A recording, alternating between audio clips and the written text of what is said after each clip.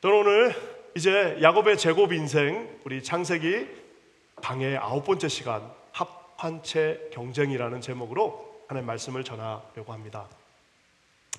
다 그랬겠지만 처음 미국 와서 만만하지 않다는 것을 우리가 매일매일 체험하면서 살고 있습니다. 제가 처음 미국에 왔을 때 그 동네는 한인들이 많지 않아서 이제 그 한인 숍들이 별로 없었습니다. 친구가 이제 같이 유학 온 친구가 집에서 이제 정말 쌈짓돈을 주셔서 아무리 힘들어도 미국에 가면 어디서 들으셨나 봐요. 차는 꼭 새고 좋은 거 사야 된다. 그래야지 오래 쓴다 해가지고 돈을 뭉치로 가져왔습니다. 저보고 이제 그 딜러숍에 같이 가서 좀 사달라고 하는데 저도 한 번도 내 생에 정말 사본 적이 없는 차를 이제 둘이서 연구를 열심히 하고 시카고에 있는 우리 또 한인 딜러한테 전화도 한번 해보고 그래서 이렇게 하라라는 이야기를 듣고 이제 딜러숍에 갔습니다. 갔더니 우리가 예상했던 가격보다 너무 비싼 거예요. 그러면 이거 안 되겠다 싶었는데 그래도 시험 운전 한번 해보고 가라고 그래가지고 둘이서 이제 시험 운전을 같이 갔습니다. 딜러랑 아저씨랑 같이. 그래서 이제 시험 운전하고 이제 제가 한국말로 이거 운전하고 그냥 우리 고맙다고 하고 가자. 이거 아닌 것 같다. 그랬어요. 근데 이제 이 백인 아저씨가 반갑게 이제 운전이 끝나고 나니까 어떤 일을 하냐고 이 청년 둘이 뭔 일을 하냐고 그러길래 우리는 여기 옆에 있는 신학교에 공부하러 왔고 앞으로 목사가 될 거다 이렇게 얘기를 했습니다. 그랬더니 이분이 갑자기 반갑게 웃으면서 다른 명함, 자기 아까 그 딜러 명함이 아니라 다른 명함을 꺼내셨는데 자기가 이제 거기 유명한 교회가 하나 있었는데 그 교회 집사고 자기가 십계명 보존학회, 저는 처음 들어봤어요. 십계명 보존학회 회장이다 이러면서 다른 명함을 꺼내면서 우리한테 다 주셨습니다. 그래서 이제 명함을 받고 그러시냐고 하면서 이제 대화를 조금 더 이어나갔는데 이 아저씨가 갑자기 이렇게 젊은 사람들이 주님의 일을 하는 게 너무너무 보기 좋다 하면서 기도를 해주시겠다는 거예요. 미국에 처음 와가지고 얼마나 두렵기도 하고 힘든데 기도해 주신다니까 낼큼 기도 좀 해주십시오 했더니 거의 막 눈시울을 붉히면서 우리를 위해서 기도해 주셨습니다. 너무 감동을 받아가지고 기도 끝나고 나서 친구하고 같이 잠깐 얘기하면서 이렇게까지 기도도 해주시고 십계명 보존학회 회장님이신데 설마 거짓말 하시겠냐, 이거 아마 다 우리한테 필요한 거 이 없는 기능 다 들어오고 좋은 개런티 주신다니까 이거 아마 맞는 것 같다 하고 금액을 일시불로 페이하고 그 차를 가지고 왔습니다. 우리가 엄청나게 무지막지한 바가지를 썼다는 것을 안 거는 며칠 지나지 않고 학교에 소문이 다 났습니다.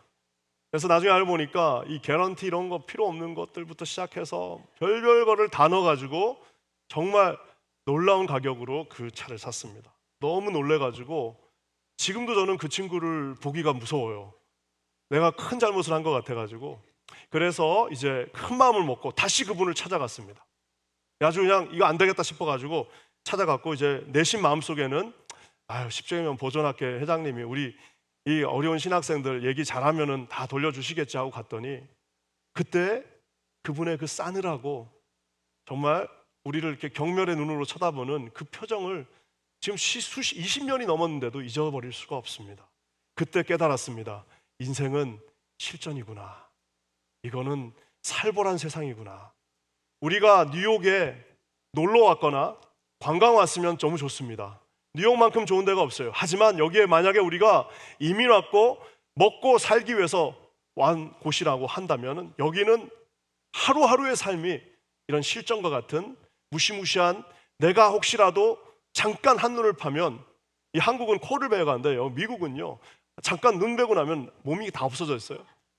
그 무시무시한 곳에 우리가 있습니다. 오늘 야곱은 바로 이런 실전과 같은 인생에 내던진 상태가 되어버렸습니다. 집에서 도련님 소리 들으면서 곱게 어머님 말 잘 들으면서 잘 자랐는데 갑자기 독한 삼촌 나반을 만나서 자기가 사랑하는 여자랑 결혼하는데 7년을 무려 일을 했는데 그것도 일하고 나니까 세상에 눈 떴더니 속아가지고 그 언니, 자기가 좋아했던 여자가 아니라 그 여자의 언니인 레아랑 결혼하게 되었습니다. 7일 후에 다시 결혼했지만 또 7년을 일해가지고 무려 14년을 이 집안을 위해서 착취당하면서 일한 것이 야곱입니다. 아마 저는 차 한 대 샀지만 차 한 대 사고 얼마나 놀래가지고 세상에 보는 모든 사람들이 다 이제는 믿기가 어려웠어요. 그래서 교회 집사님들한테 속았다는 분들이 이렇게 많구나. 세상에 그 시험 드신 분들은 전부 장로님들한테 속아가지고 뭐 했다는 분들이 많다라는 얘기가, 그래서 다 여기 다 흘러나왔다는 것을 다시 한번 느끼게 되었습니다. 사랑하는 성도 여러분, 그래서 결국 14년을 일하고 이제 레아와 라헬 두 아내를 얻었는데 이 집안이 좋은가? 그렇지 않습니다. 객지에서 만난 딱 둘밖에 없는 아내들인 둘도 세상에 아내 하나도 힘든데 어떻게 둘을 데리고 있는지 모르겠어요. 둘 만나서 이렇게 둘이랑 있는데 이 두 사람이 하는 말들과 요구가 너무너무 야곱의 마음을 아프게 합니다. 이 두 아내가 각각 한 그 말 한마디씩은 어쩌면 이 시대를 살고 있는, 이 실전과 같은 무지막지한 시대를 살고 있는 저와 여러분에게 이 세상이 하는 말과도 같습니다. 저는 오늘 이 두 가지 말, 라헬이 야곱에게 했던 말, 레아가 야곱에게 했던 말 두 마디를 가지고 여러분과 함께 이 세상이 우리에게 요구하는 것, 하지만 우리가 해서는 안 되는 것 두 가지를 살펴보기를 원합니다. 첫 번째는 뭐냐? 그것은 경멸의 말입니다. 우리 1절 말씀 한번 다 같이 읽겠습니다. 1절입니다. 시작. 라헬이 자기가 야곱에게 아들을 낳지 못함을 보고 그의 언니를 시기하여 야곱에게 이르되 내게 자식을 낳게 하라. 그렇지 아니하면 내가 죽겠노라. 아까 얘기한 것처럼 이 라헬은 남편의 모든 사랑을 다 독차지하고 있습니다. 그리고 또 태어날 때 이쁘게 태어나서 모든 사람들로부터 사랑받고 주목받았습니다. 자기가 하는 말이 있으면 다 지금까지 잘 됐어요. 다 잘 됐는데 하나가 안 되는데 아기가 생기지 않는 것입니다. 지금이야 아기가 뭐 있기도 하고 없기도 하고 또 무슨 딩크족도 있고 또 뭐 굳이 우리가 아기 없어도 된다라는 그런 것도 가능하지만 고대 근동 그 당시 사회는요, 아이, 특히 아들은 자신의 부의 상징이기도 하거니와 모든 노동력을 제공해주고 결국에는 자기가 늙었을 때에 자기의 노후를 보장해주는 하나의 정말 모든 것이었습니다. 남편이 없으면 없어도 살 수 있어요. 하지만 아들이 없으면 곤란합니다. 남편이 비실비실해도 괜찮아요. 하지만 아들이 비실비실하면 이거는 그 당시 여자들에게는, 그 당시 결혼한 여자들에게는 너무너무 난처한 상황이 되는데, 언니가 무려 4명의 아들을 낳는 동안 7일 상간으로 결혼한 이 라헬에게는 아이가 생기지 않고 있습니다. 아마 첫 번째 언니가 아들 낳았을 때는 아마 가서 축하해 줬을 거예요. 아유 언니 축하해. 야 언니가 7일 먼저 결혼하더니 아기 이렇게 낳네. 축하해요. 둘째가 낳았을 때도 아마 표정 관리하면서 아유 언니 괜찮아. 셋째 낳고 나서는 그때부터는 너무 힘듭니다.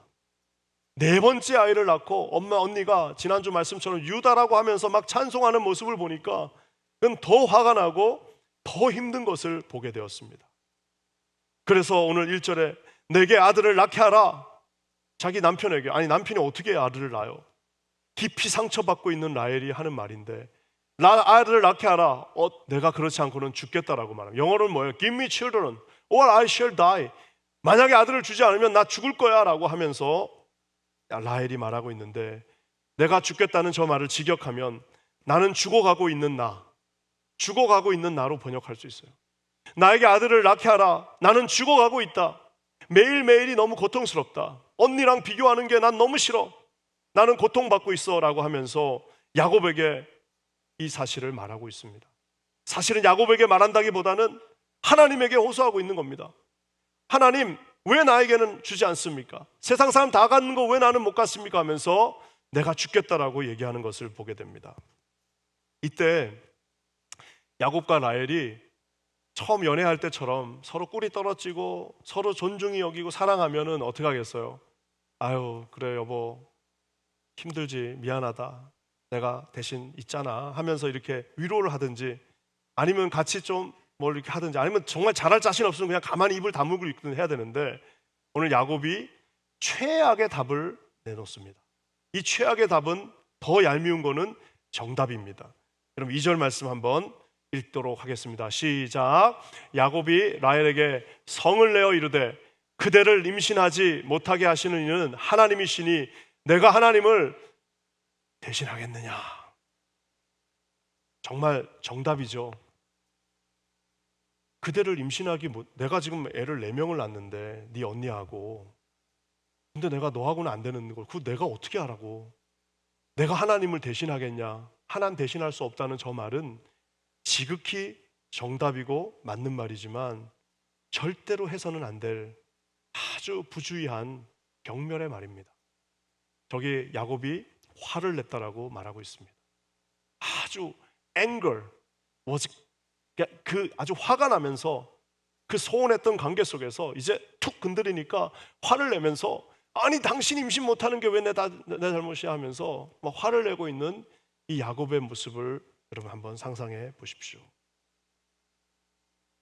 부부끼리 또 사랑하는 사람들끼리 사랑하지 않으면 상처받지 않죠.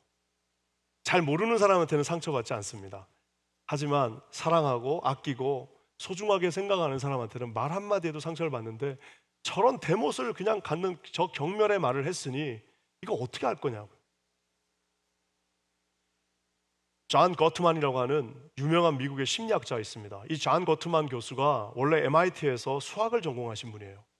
이 MIT에서 수학을 전공했는데 수학을 너무 좋아했는데 갑자기 심리학을 전공하게 돼서 심리학으로 박사학위를 받아서 심리학 교수가 되었습니다. 근데 이분은 원래 수학을 잘하니까 이 모든 것을 다 수학으로 풀려고 하는 시도를 했습니다. 그래서 이분의 유명한 책이 The Mathematics of Marriage예요. 결혼의 수학. 결혼의 수학이에요. 근데 원래 이 제목이 뭐였냐면 The Mathematics of Divorce예요. 이혼의 수학. 그래서 이분이 이렇게 하면 출판사에서 차가 안 팔린다 해갖고 이제 The Mathematics of Marriage로 바꿨는데, 이론이 뭐냐면, 이 고트만 교수의 주장은 뭐냐면, 자기는 신혼부부 갖다 놓고 15분 동안 이야기하는 것을 옆에서 딱 지켜보면 15년 후에 이 사람들이 계속 살지 안 살지를 자기는 판단할 수 있다라고 주장했습니다. 그래서 실제로 많은 부부들을 불러다 놓고 신혼부부들을 15분 동안 이야기시킵니다. 그리고 거기에다가 비디오 장치를 해놓고 이 요동 감지 센서, 이 떨림 같은 것들을 할 수 있는 센서를 갖다 놓고 이분이 많은 이제 신혼부부들을 이제 검사했습니다. 놀랍게도 그래서 이제 매 순간 점수가 나와요. 그 감정을 20개로 나눴습니다. 감정을 20개로 20등까지 20등분 해가지고 그 감정을 가지고 이제 그것을 또 900개의 뭔가로 이렇게 나눠가지고 수학 공식에다 넣어서 이렇게 딱 그 수치를 받았습니다. 자, 근데 거기서 최악의 점수가 뭐냐? 이거 하면 절대로 안 된다는 게 뭐냐? 그게 바로 경멸하는 말입니다. 경멸. 그러니까 은근히 깔보고요. 이런 거 있잖아요. 에이, 안 돼. 쟤는 안 돼. 이런 거 있잖아요. 아유, 저 집안 안 돼. 저 집안 안 돼. 그러니까 차라리 화를 내는 건 괜찮고, 차라리 내가 너를 반대한다는 거 괜찮아. 차라리 내가 이건 아니다라고 얘기하는 건 괜찮은데, 경멸하는 그 말을 하는 사람은 점수가 1점입니다. 그 1점이 한 2개, 3개가 나와버리면 이 교수는 뭐라고 그러냐면, 다른 거는 다 되는데 서로 아무리 꿀 떨어지는 사이여도 경멸하는 듯한 대화, 거기에 이그젬플이 몇 가지가 나오는데 참 재밌습니다. 뭐 강아지 사는데 뭐 개 살고 뭐 고양이 사고 이런 거 할 때도 서로 다 사랑하는 것 같은데 그 안에 경멸의 말들이 있어요. 에이, 저 집은 뭐 원래부터 저랬나 봐. 뭐 이런 말. 당신 도대체 누구 닮아서 그래? 누구 닮아요? 아버지 어머니 닮지. 그런 경멸의 말들 들어가는 순간 영혼을 망치고, 그것을 이 사람은 점수로 내가지고 심지어 나중에 15년 뒤에 진짜 한번 봤어요. 어떻게 됐나? 그랬더니 무려 90%를 맞추셨어요. 그러니 이 경멸하는 말, 서로 부부가 경멸하는 듯한 말, 서로의 존재를 부정하는 말, 야, 하나님이 안 해주시는 거지 그걸 내가 하는 거야 라는 그 말 속에 뭐예요? 야, 네가 잘못한 거지 그거 내가 잘못한 거야 라는 그의 말이 그곳에 숨어 있습니다. 야곱과 라헬이 결혼한 이후에 유일한 대화가 이거예요. 여러분, 야곱과 라헬이 그렇게 사랑해서 결혼했는데 결혼한 다음에 유일한 창세기의 대화가 저건데, 저 대화가 뭐예요? 서로 아니 하나님이 말이야 하면서 하는 경멸의 대화였습니다. 사랑하는 성도 여러분, 우리 가운데 이런 특히 우리 예수 안에서 우리 가족끼리, 우리 같은 성도들끼리 여러분 이런 경멸의 말 하면 큰일 납니다. 그래서 보면 경멸의 말이 생각보다 많습니다. 아유, 이 망할 집안. 아니, 망하지도 않았는데 망하라고 하는 것도 아니고 망할 집안이에요. 너 그러면 안 되지 하면서 아유, 저가 누구 닮아갖고 지 아빠 닮아갖고 저 지 애비 닮아가지고 한다라는 그런 말들, 그거 다 경멸의 말입니다. 아니, 이놈의 교회는 왜 이래 하는 그 모든 것들 다 경멸의 말입니다. 왜냐하면은 그것은 곧 오늘 라헬과 야곱은 서로에게 하는 대화가 아니에요. 그런 경멸의 말 속에는 하나님을 향한 대화라는 것을 여러분 기억하셔야 됩니다. 더 무서운 거는 이렇게 경멸하잖아요. 이게 진짜 무서운 겁니다. 왜 무서운가 하면은 라헬이 지금 뭐라고 1절에 말합니까? 다시 한번 볼까요? 이 1절만 무서운 말입니다. 이런 말 절대 하면 안 되는데요. 같이 한번 읽어볼게요. 시작. 라헬이 자기가 야곱에게서 아들을 낳지 못함을 보고 그의 언니를 시기하여 야곱에게 이르되 내게 자식을 낳게 하라. 그렇지 아니하면 내가 죽겠노라. 히브리어 저기에는 접속어 영어로는 or로 돼 있어요. 그렇지 아니하면 or. 근데 or라는 말은 사실상 히브리어 상에서는 그러면이라고도 할 수 있어요. 우리가 잘 아는 것처럼 라헬이 어떻게 죽었나요? 여러분, 이건 무서운 말입니다. 라헬이 어떻게 죽었느냐? 자식 낳다 죽었습니다. 둘째 베냐민 낳다 죽었습니다. 내게 자식을 낳게 하라. 그렇지 않으면 죽겠다라고, 아까도 얘기한 것처럼 내가 죽는다, I shall die라는 말을 현재 분사형으로 계속하고 있습니다. 야곱 만날 때마다 하고 있습니다. 난 지금 죽어간다라고 늘 자기 입으로 고백했는데 결국에는 둘째 베냐민을 낳다가 내게 자식을 낳게 하라. 그러면 내가 죽겠다라고도 해석된다고 그랬잖아요. 그러면 내가 죽는다라고 얘기했더니 정말 베냐민 낳다가 라헬은 죽었습니다. 신학교 다닐 때 소논문 하나가, 이게 코미디인 코미디, 디바인 코미디라고 그럽니다. 하나님의 코미디, 신곡이에요.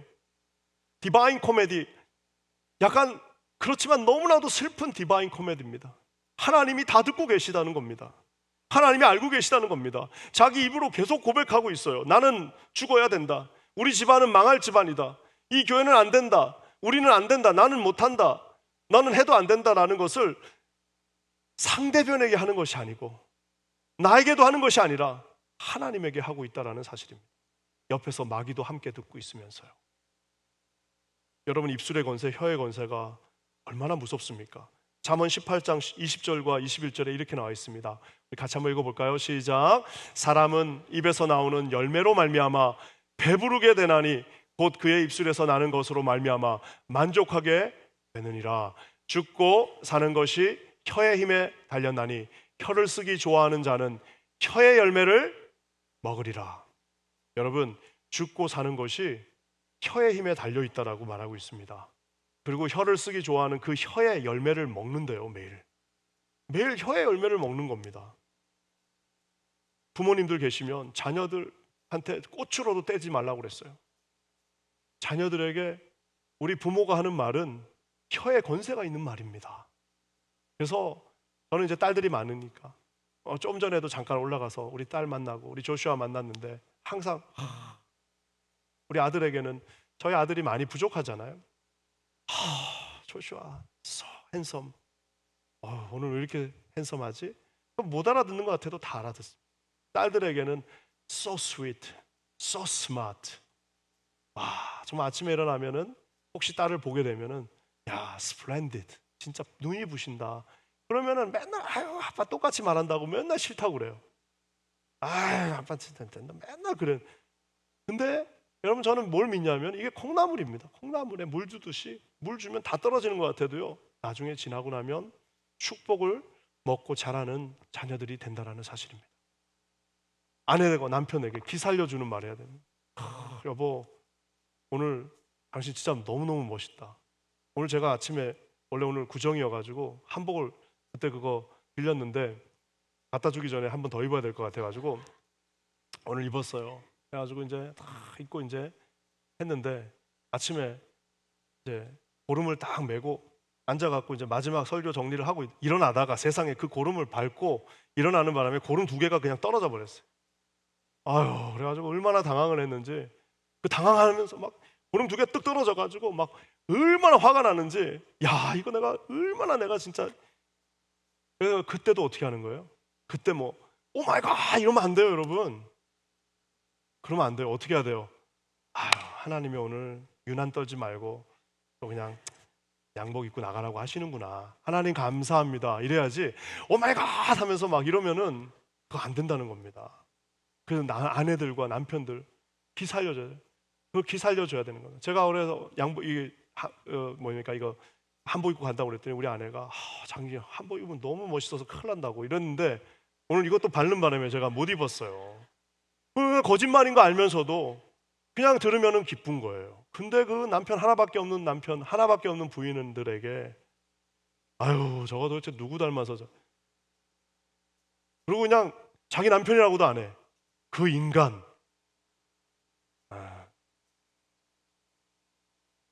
그 다음도 있는데 그 다음은 안 할게요. 그래서 이렇게 하는 것은 아니라는 겁니다. 왜냐하면 혀의 열매를 이 우리 연약한 인간들은 먹고 서로 잘한다는 겁니다. 동료들을 위해서도 기쁜 말 해야 돼요. 동료들을 위해서도 뼈 있는 농담한다고 맨 농담하는데 맨날 깎아내리고 서로 그냥 약한 점 쥐어 잡고 그냥 땡기는 그런 농담하면 안 됩니다. 농담을 해도 서로를 높여주는 농담을 하셔야 됩니다.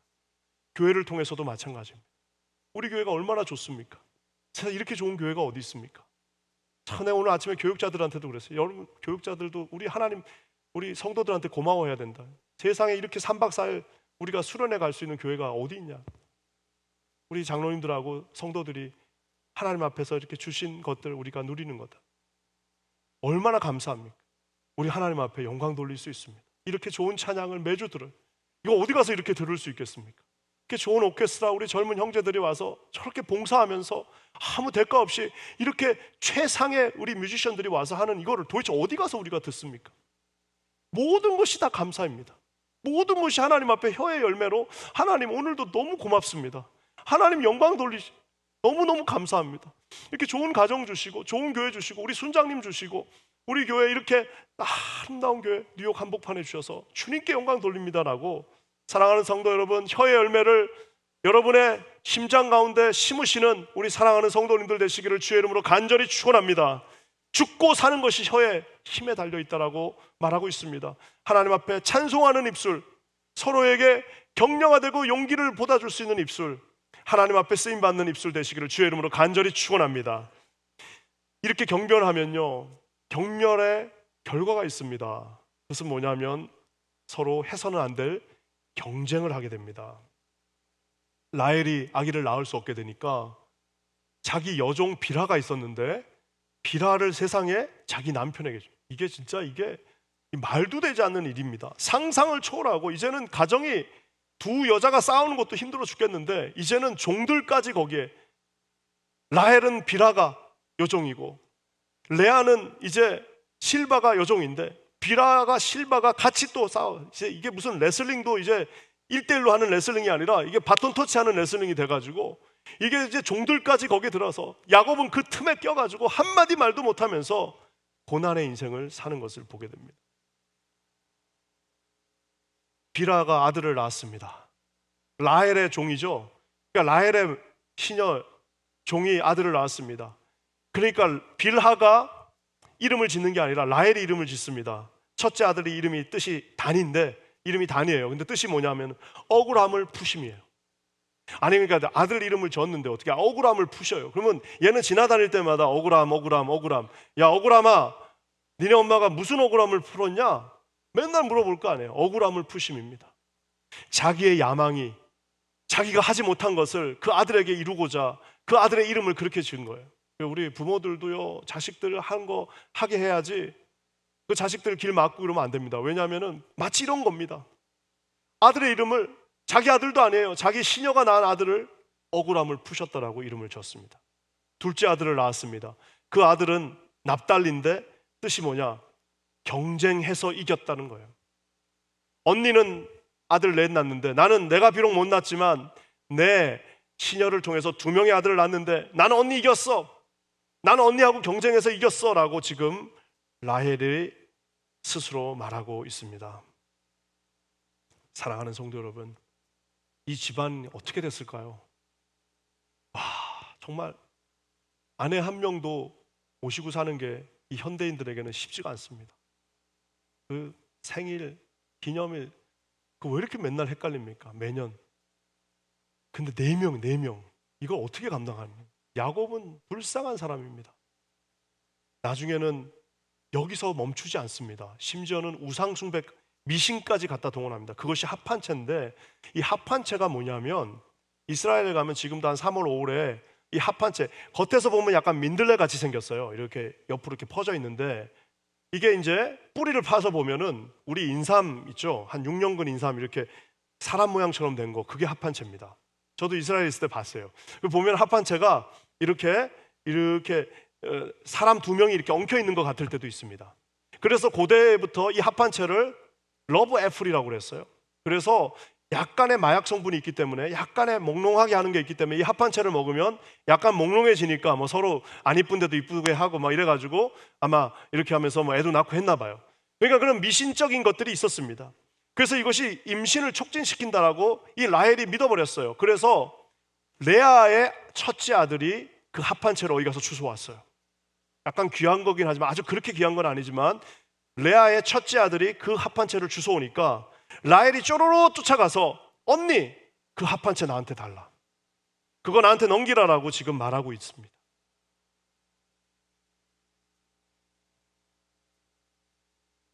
나는 아이를 못 낳으니까 언니 나한테 합판체 줘.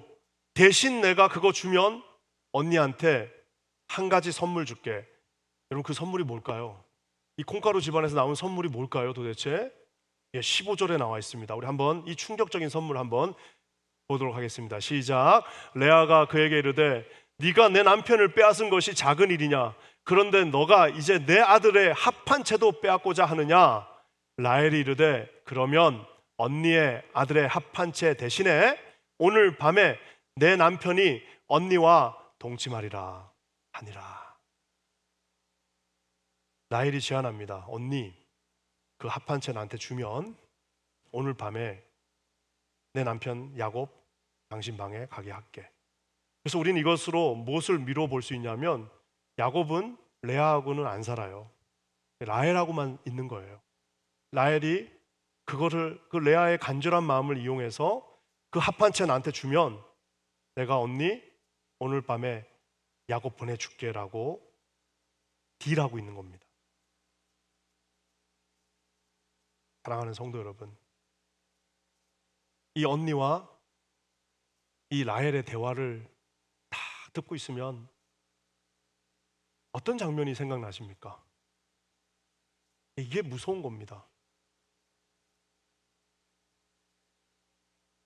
언니와 여동생이 딜하고 있습니다.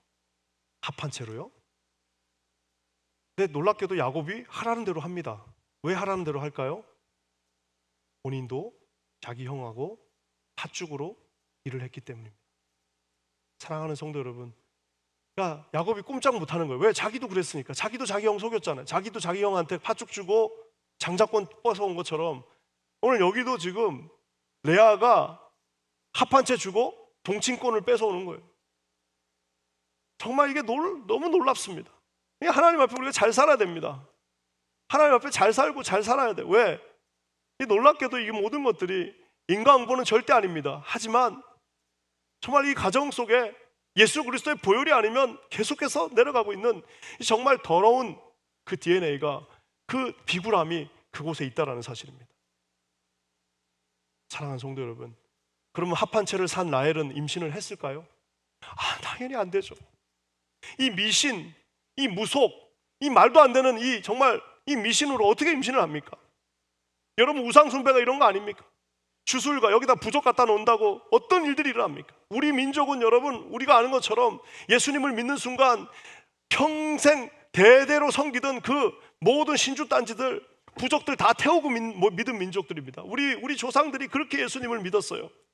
근데 지금도요, 우리 미국은 좀 덜하겠지만 한국에 가면 얼마나 많은 성도들이, 교회 다니는 분들이 부족 갖다가 놓고 다니고 세상의 무속적인 것들 영향받아갖고 거기에 영향받는 분들이 얼마나 많은지 모릅니다. 자기 시할머니였던 사라는 기도했습니다. 하나님 주십시오. 기도했어요. 자기의 시어머니 리브가는 남편과 함께 기도했습니다. 하나님 주십시오 했는데 이 라헬은 지금 합한 채 말도 되지 않는 그거를 동친권 갖다 주면서 이 가정이 지금 완전히 파괴되고 있는 것을 봅니다. 인간의 노력으로는 아무것도 할 수 없습니다. 야곱이 팥죽으로 장자권 산 거 아닙니다. 장자권은 사다리를 타고 내려오신 하나님이 베델에서 야곱에게 주신 것이지 팥죽 가서 주고 그 속여갖고 인간 사고 속여가지고 그거 산 건 아닙니다. 동친권 이 합한 채 주고 그거 갖고 애 낳은 거 아닙니다. 사랑하는 성도 여러분, 하나님이 함께 하셔야지 이 모든 일들이 이루어진다는 사실을 깨달아 하시는 저와 여러분 되시기를 주의 이름으로 간절히 축원합니다. 예수님이 보여야 됩니다.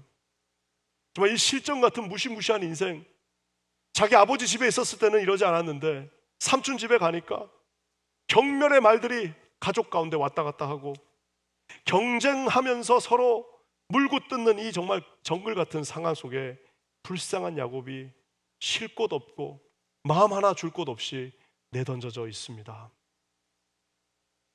레아도 상처받고 라헬도 씻을 수 없는 상처를 받고 두 종들도 한 번밖에 없는 인생을 정말 이렇게 비참하게 쓰러져 가는 모습이 과연 여러분 이게 인간이 경쟁한다고 이걸 해결할 수 있습니까?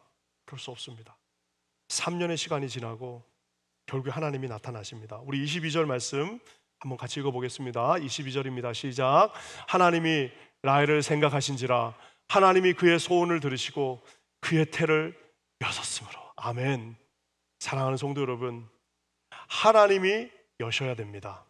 하나님이 여셔 주셔야만 한다는 사실입니다. 인간의 노력이 99까지 갔다 할지라도 마지막 알파와 오메가 되신 하나님이 그 문을 열어주셔야만, 그 길이 열리고 그 문을 열어주셔야만 우리가 그곳을 갈 수 있고 그 홍해를 갈라주셔야만 우리가 약속의 땅으로 들어갈 수 있다는 사실을 반드시 기억하시는 우리 성도님들 되시기를 주님의 이름으로 간절히 축원합니다. 사랑하는 성도 여러분, 그래서 가장 어리석은 사람은 마지막 그 하나도 자기가 하기 위해서 모든 것 다 포기해가면서 하나님 앞에 예배 드리는 것도 포기하고 그 마지막 하나도 자기가 하려고 합한 채까지 사가면서 하지만 그 길은 열리지 않습니다. 하나님 앞에 하나님이 라헬을 생각하신지라 하나님이 그의 소원을 들으시고 태를 여셨다라고 말하고 있습니다. 사랑하는 성도 여러분, 사람들이 예수님이 안 보이니까 서로 경멸합니다. 예수님이 안 보이니까 말이 험해지고요, 예수님이 안 보이니까 마음이 막 섭섭해지고, 예수님이 안 보이니까 참을 수 없는 분노가 올라오고 화가 나고 막 자기 무시당했다고 하는 이유는 다 예수님이 그에게 보이지 않기 때문입니다. 경쟁하게 됩니다. 왜? 내가 이겨야 돼. 무조건 이겨야 돼. 왜? 예수님이 안 보이기 때문입니다.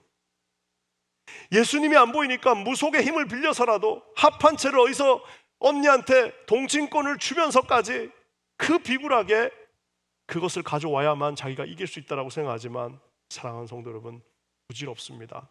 인생의 문을 여시고 막힌 담을 허시고 불가능을 가능케 하시고 홍해를 가르시고 여리고를 무너뜨리실 분은 오직 하나님 한 분밖에 없다는 사실을 기억하시는 우리 성도님들 되시기를 주의 이름으로 간절히 축원합니다. 사랑하는 성도 여러분, 이 막장 정말 이 4명의 아내들이 이제 엉키고 엉켜서 서로 자식들은 죽이고자 싸움까지 하는 이 정말 절대절명의 순간에 놀랍게도 하나님은 인간들이 버려놓은 이 최악의 상황을 어떻게 하십니까? 이 12명의 아들들이 정말 최악인데 결국에는 나중에는 그 최악도 하나님은 당신의 뜻을 이루시는 데 사용하십니다. 결국에 12명은 12지파를 이루는 이스라엘 백성 건국의 아버지들이 되는 것을 보게 됩니다. 창세기 50장 20절에 막내 아들 요셉이 이렇게 고백합니다. 다 같이 한번 읽어볼까요? 시작. 당신들은 나를 해하려 하였으나 하나님은 그것을 선으로 바꾸사 오늘과 같이 많은 백성의 생명을 구원하게 하시려 하셨나니. 사랑하는 성도 여러분, 혹시 우리 인생이 뭐 꼬여버린 분들이 있어요. 꼬여가지고 이거 어떻게 해결해야 될지 모르는, 좀 시간 지나가면 하나님이 다 기억하고 계십니다. 하나님이 가장 좋은 것을 주십니다. 그 하나님은 우리 아버지이십니다. 그냥 남이 아니에요. 아버지 친아버지도 몰라요. 하나님 아십니다. 그리고 그 하나님은 우리에게 내가 너를 사랑한다. 그리고 내가 너와 함께하고 네가 만들어 놓은 그 모든 메스업된 것도 나는 그것을 하나님의 선으로 바꿔주신다라고 약속하고 계십니다. 오늘 2025년 새해가 밝았습니다. 하나님 앞에 경멸하지 마세요. 경쟁하지 마십시다. 우리 하나님을 의지하고 여러분 승리하시는 복된 우리 귀한 성도님들 되시기를 주님의 이름으로 간절히 축원합니다. 기도하겠습니다. 거룩한 주님 감사합니다.